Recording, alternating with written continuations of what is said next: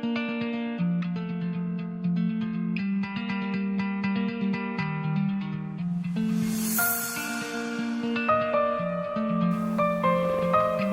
po sa indong mga tugang?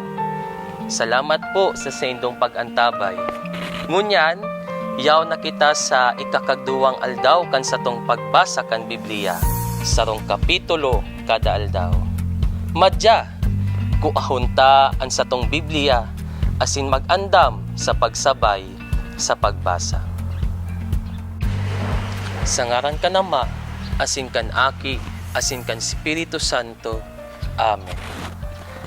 Mamipi kita.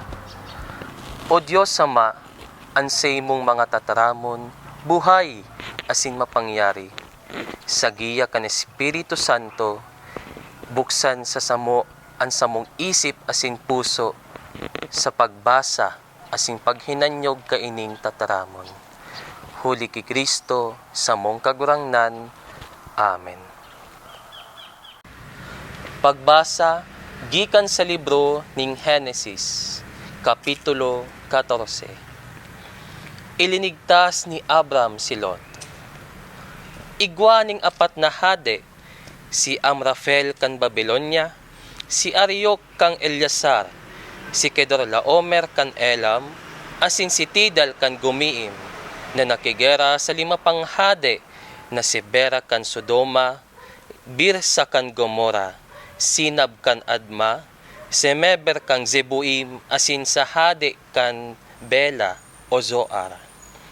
Pinagsararo kang 5 hading ini ang saindang mga hukbo duman sa kapantayan ning Sidim, nangunyan iyon na ang gadan na dagat.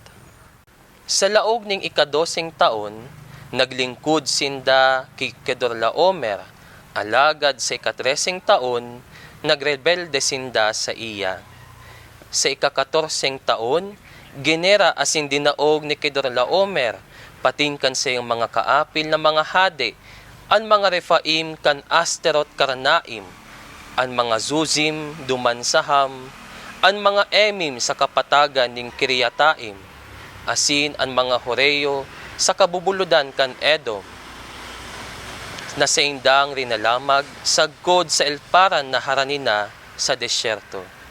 Dangan, nagbalik sinda asin nagduman sa Enmispat o Kades, sa kanasakop ninda ang gabos na daga kan mga Amalekita, asin dinaog ninda ang mga Amoreo na nag-eerok sa Hazazon Tamar. Dangan ang mga hade kan Sodoma, Gomora, Adma, Zebuim asin Bela, nag-andam kan sa indang hukbo, asin duman sa kapantayan ning Sidim, nakigera sinda laban sa mga hade kan Elam, Goim, Babylonia, asin Elyasar. 5 hade laban sa 4. Sa kapantayan ning Sidim, kadakol ang mga kalot na igwang aspalto, kaya kan magdulag sa lalaban ang mga hade kan Sodoma asin Gomora, nahulog sinda duman, alagad ang 3 hade nakadulag sa kabubuldan. Kaya sinamsam kang 4 na hade ang gabos na yaon sa Sodoma asin Gomora, sagkod ang gabos na kakanon duman, dangan naghali sinda. Binihag maninda ang sobrino ni Abram na si Lot, na nag-eerok sa Sodoma, asin sinamsam ang gabos niyang rogaring. Alagad, igwaning sarong lalaki na nakadulag, asin ang gabos na nangyari, inusip niya ki Abram, ang Hebreo na nag-eerok, harani sa sagradong mga kahoy ning Mamre na Amorita.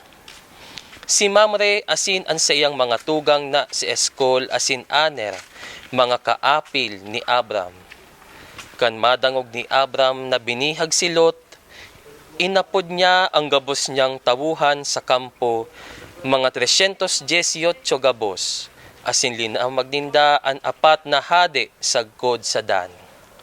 Pagabot ninda duman, binaranga ni Abram sa nagkapirang grupo ang sa iyang tawuhan, asin pagkabanggi, sinalakay ninda ang kalaban na sindang dinaog. Linamag niya sinda sagkod sa Hoba, sa amihan kan Damasco, dangan nabawi niya ang gabos na sinamsam. Nabawi man niya si Lot na sa iyang sobrino, asin ang mga rugaring kaini, kay ba ang kababaihan saka ang iba pang bilanggo. Benendisyon na ni Melkisedek si Abram. Kan magbalik si Abram hali sa pangganan niya laban kay Kedorlaomer, asin sa ibang mga hade, sinabat siya kan hadi kan Sodoma duman sa kapantayan ning Shave, na inaapod man kapantayan kan hade. Si Melkisedek na hadi kan Salem, asin padi kan kahurahalang kawing Diyos, nagdaraning tinapay asin arak ki Abram. Benendisyon na ni Melkisedek si Abram na ansabi, bendisyonan lugod si Abram kan kahurahalang kawing Diyos, nakagibo kan langit asin daga. Pag umamon lugod ang kahurahalang kawing Diyos, na nagtaos sa imo ning kapangganahan, laban sa imong mga kaiwal. Dangan tinawa ni Abram si Melkisedek kan ikasampulong parte kan gabos na sinamsam. Nagsabi ki Abram an hadi kan Sodoma, sa imo na ang sinamsaman, alagad balikan sako ang mga tawuhan ko. Nagsimbag si Abram, sa atubang ning kagurangnan, an kahurahalang kawing Diyos, kagibo ning langit asin daga, minasumpa ako, naday ako makua ning anuman na sa diri mo, minsan torsido o sintas kan sandalyas, tanganing dai mo masabing, ako ang nagpayaman ki Abram, mayo akong kukuahon para sako, an aakuon ko sana, iyo ang ginamit kan sakong mga tawuhan.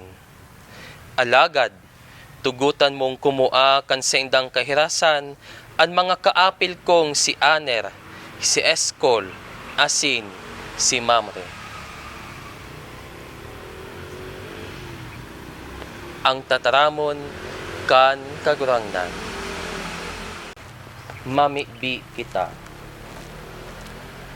O kahurahalang kawing Diyos, huli kan sa imong danay na pagkamuot ki Abram asin ki Lot. Sinda sa imong ilinigtas sa kamot kan mga kaiwal, asin si Abram sa imong benendisyonan bilang sa imong padangat na pinili.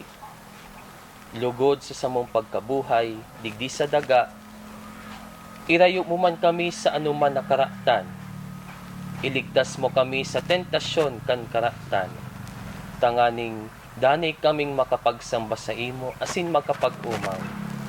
Inihinahagad niya mo, huli ki Kristo sa mong kagurangnan. Amen. Mga tugang, nabasa asin nahinanyog niyato ang tataramon kan kagurangnan. Giraray sa aga, basahon ta ang Biblia, sarong kapitulo kada aldaw.